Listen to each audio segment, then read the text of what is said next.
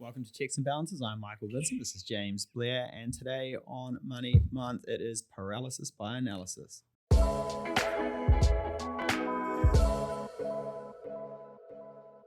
Ooh, and paralysis by analysis can cost you hundreds of thousands, if not millions of dollars. It can cost you financial advisors who will refuse to work with you. I tell you what, Mike, give me one more mortgage approval. I promise you I'll do something this time. So, Mike, what is paralysis by analysis? Yeah, cool. It's a bit of a psychological phenomenon where an individual becomes either so overwhelmed by the abundance of information and choices that they can make where they don't do anything, or they spend so long analyzing all of these different choices that they never end up doing anything and they just miss the market. Yeah. One of my favorite sayings at the moment, if you're waiting for the perfect opportunity, the moment has passed. Yeah. By that, I mean, hindsight is a beautiful thing where everything becomes really obvious. But paralysis by analysis is, say, for example, we're looking at property. I have hundreds of thousands of properties that I could purchase. And maybe I should buy this one over this one because this one, maybe there's a development coming next to it, or there's a school opening, or the rental yield's 2% cheaper, or the real estate agent told me X or Y. But then this one over here, but then maybe another one will pop up that will meet my requirements better. And you sit on the sideline, you run numbers, and you never pull the trigger. Yeah. And we've heard like almost every story in the book for paralysis by analysis.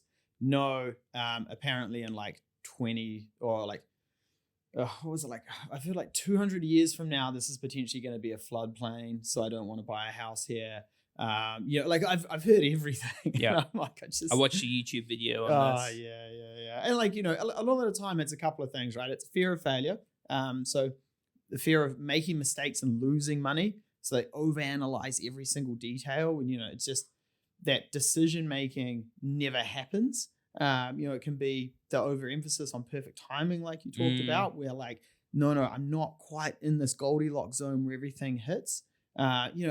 There's a ton of reasons why this is triggered in people. Some people are just engineers, teachers, and just love another spreadsheet. Yeah. The big thing with opportunity cost is I know a lot of dumb people, right?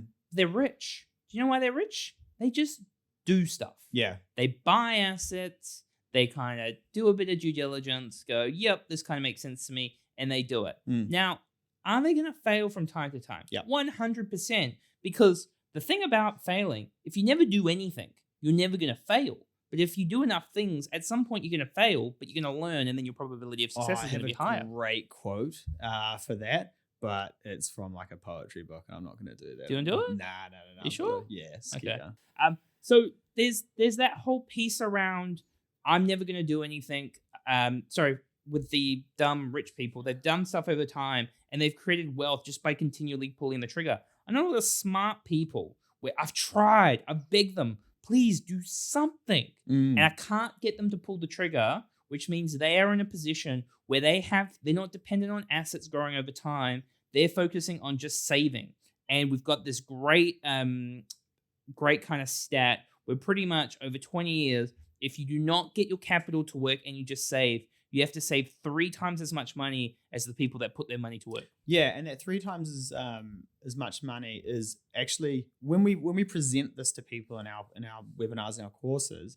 There's different investing styles that we look at. It's Peter Perfect, who invests on the best day every year. Ashley Action, who just takes action now. Someone who does dollar cost averaging. And then really the 2 interesting ones there are the person who invests on the worst day every year, and then the person who does nothing. And you need to save 3 times as much to be on par with the person who invested on the worst day every year for 20 years, because time fixes most financial mistakes. Yeah. And look, we're not saying don't take any due diligence. Oh, I am. Yeah. just go.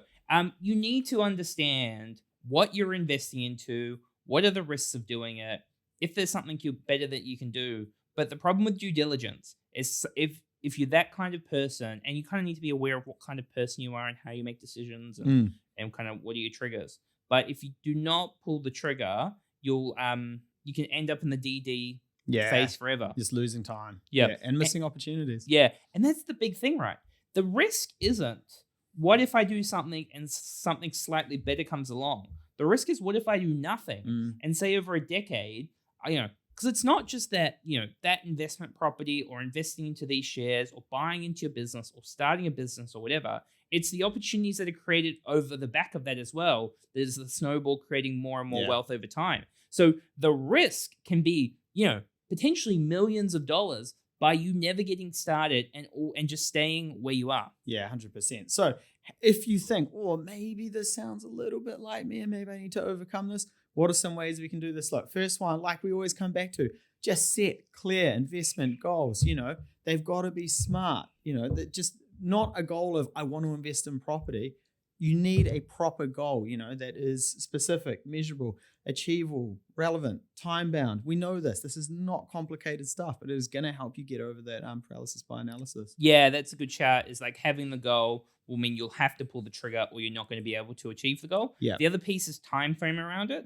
So if you're if you go, I'm going to do this by X date and give me enough time to kind of explore the market, do enough due diligence, and I have to pull the trigger by X date. Yep. If I don't pull the trigger by X date, it is definitely me. It's not the investment. Yep. And then another piece, which might sound a little bit counterintuitive, but limit your information intake. If you're looking for an investment property and you're looking at a criteria of 50 things, you are never going to get the perfect property. And when you do, it will be too expensive and the market will have moved. So just pick some key things, some key fundamentals, and really limit them as to what looks good for you for an investment property. And this should come back to your goals.